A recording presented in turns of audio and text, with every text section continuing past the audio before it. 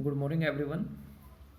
पिछले वीडियो में हमने कक्षा 9वीं गणित के दूसरे अध्याय बहुपद की प्रश्नावली 2.3 का, जिसमें हमने शेषफल प्रमेय का प्रयोग करते हुए इसका हल सीखा।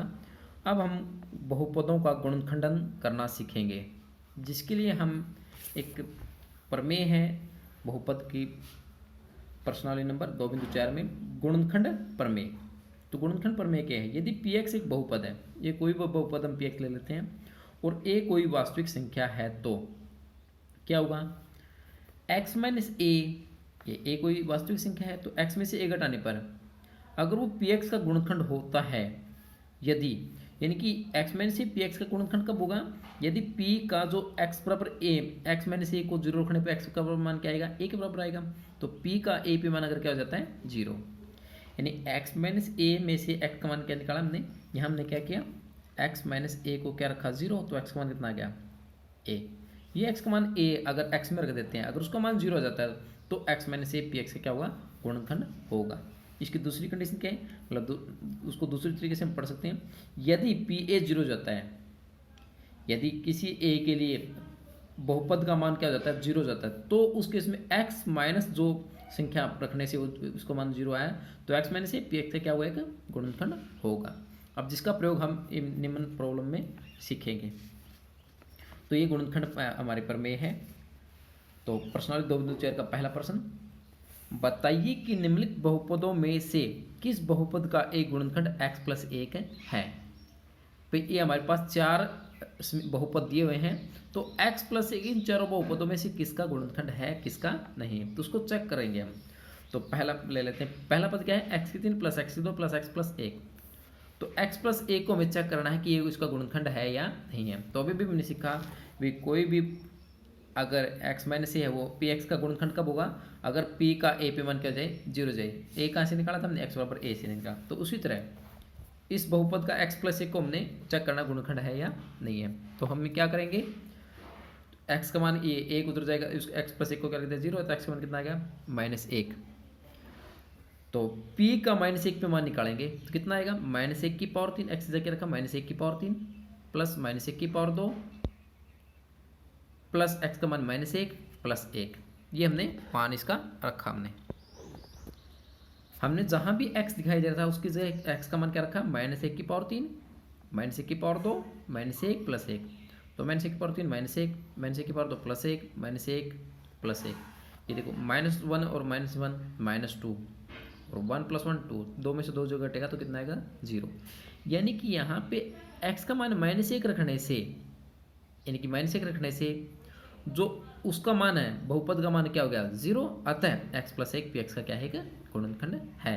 क्यों? क्योंकि x प्लस 1 को जीरो रखना, इसका जो शून्य का निकाला हमने, उस शून्य ने बहुपद का मान क्या बना दिया? जीरो बना दिया। तो इसलिए क्या इसका गुणनखंड है। तो दूसरा पद हमारे पास था ये, इस दूसरा पद था x4 plus x3 plus x2 plus x plus 1। तो इसी तरह से हम इसको करेंगे। इसी तरह तीसरे पद को। अब चौथे पद को हम सीधा कर रहे हैं। तो चौथा पद है हमारे पास दिया हुआ है x3 minus x2 minus 2 plus वर्गमूल 2 गुणा x प्लस वर्गमूल 2। तो वही हमें है x प्लस 1 को चेक करना है, इसका गुणनखंड है या नहीं है। तो गुणनखंड चेक करने के लिए x प्लस 1 को क्या रखा? जीरो, तो x का मान कितना गया? माइनस 1। तो इसको बहुपद में रख देते हैं। तो x की जगह माइनस 1 की पावर 3, माइनस 1 की पावर 2, माइनस 2 प्लस वर्गमूल 2 गुणा में माइनस 1 प्लस वर्गमूल 2, इसमें रखने पर तो यहाँ पे हमने बहुपद में x का मान क्या रख दिया? माइनस 1।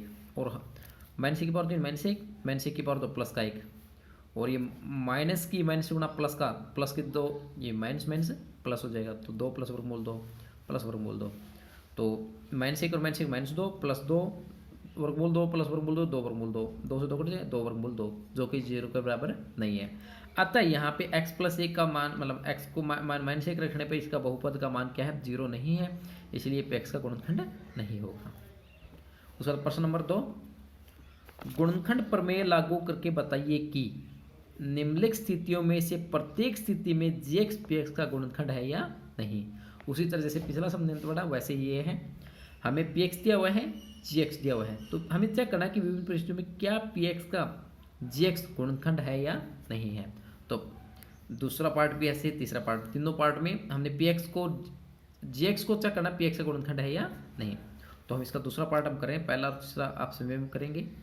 तो दूसरा पार्ट क्या है, पी एक्स क्या है, एक्स की 3 प्लस 3 एक्स की 2 प्लस 3 एक्स प्लस 1, और जी एक्स कितना, एक्स प्लस 2।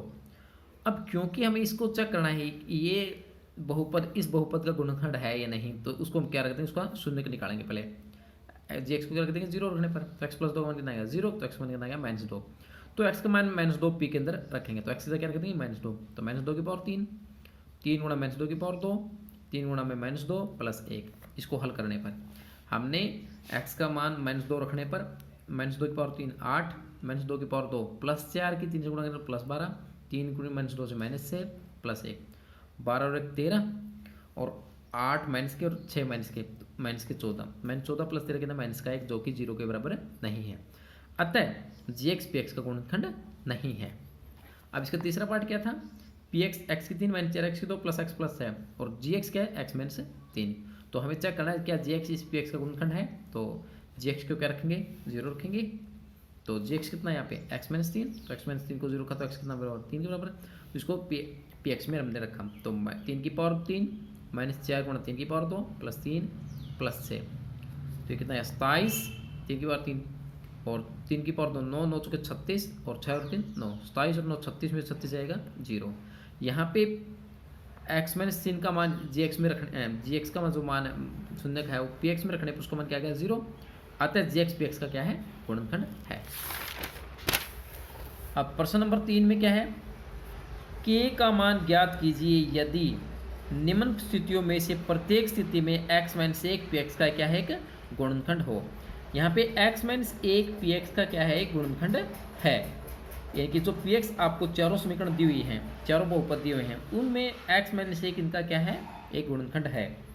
तो पहले पार्ट में क्या कहेंगे, पहला पार्ट आप एक्स की 2 प्लस एक्स प्लस के, क्योंकि x माइनस 1 इस पी एक्स का क्या है, एक गुणनखंड है। अगर गुणनखंड है तो क्या होगा, एक्स माइनस 1 को 0 रखने पर एक्स का मान कितना आएगा 1, यानी एक्स का मान 1 रखने पर यानी पी ए क्या हो जाएगा 0। क्योंकि एक्स माइनस ए अगर किसी भी पी एक्स का गुणनखंड है तो पी ए क्या हो जाता है 0। हमने अभी गुणनखंड प्रमेय में इसको पढ़ा था। तो एक्स माइनस ए का मान कितना आएगा 0, तो एक्स का मान कितना आएगा 1, तो पी का 1 पे मान क्या आ जाएगा 0। क्योंकि एक्स माइनस 1 पी एक्स का गुणनखंड है। तो एक्स की जगह 1 रख दो, तो 1 की पावर 2 प्लस 1 प्लस के किसके बराबर हो जाएगा 0। यहाँ पी में एक्स का मान क्या रख दिया हमने, 1 के बराबर रख दिया, जो कि 0 के बराबर है। तो यहाँ से के का मान निकालेंगे, तो 1 का स्क्वायर 1 प्लस 1 2 प्लस के बराबर 0, तो के कितना आएगा -2। अब दूसरा पार्ट तीसरा पार्ट आप समय कर लेंगे। फोर्थ पार्ट है पी एक्स बराबर के एक्स के माइनस एक्स प्लस के। यहाँ पे इस बहुपद का गुणनखंड भी क्या है, एक्स माइनस 1। तो उसी तरीके से एक्स माइनस 1 पी एक्स का क्या है, गुणनखंड है। तो एक्स माइनस 1 को क्या रखा 0, तो एक्स के मान कितना आ गया 1। अतः पी का 1 पे मान क्या आएगा, वो 0 बराबर है। क्योंकि एक्स माइनस 1 पी एक्स का गुणनखंड है। तो एक्स का मान 1 रखने पर पी एक्स का मान क्या आ जाएगा 0। तो रखो यहाँ पे एक्स का मान 1, तो के गुणा एक्स की पावर 1 यानी 1 की पावर 1 2 माइनस 3 इंटू 1 और प्लस के कितना आ जाएगा 0। तो 1 का वर्ग 1, 1 की कैसे के प्लस के 3 कम 3 बराबर 0। तो 2 के माइनस 3 बराबर 0, तो 2 के कितना आएगा 3 के बराबर आएगा। के प्लस के 2 के माइनस 3 बराबर 0, तो 2 के कितना आएगा, ये 3 तो के का मान कितना आएगा 3/2।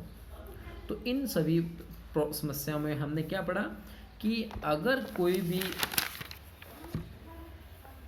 ए वास्तविक संख्या के लिए एक्स माइनस ए अगर पी एक्स का गुणनखंड तभी होगा जब पी का ए पी मान क्या हो जाएगा 0। और दूसरी प्रॉब्लम ने पढ़ा अगर कोई भी बहुपद में हम एक्स का मान ए रखने पर अगर वो मान 0 हो जाता है, यानी एक्स का मान क्या रखा हमने ए रखने पर, तो उस केस में एक्स ए को उधर ले आने पर माइनस ए बराबर 0, उसका क्या माना जाएगा, एक गुणनखंड माना जाएगा, जिसका प्रयोग हमने विभिन्न प्रश्नों में पढ़ा। आज के लिए इतना ही, धन्यवाद।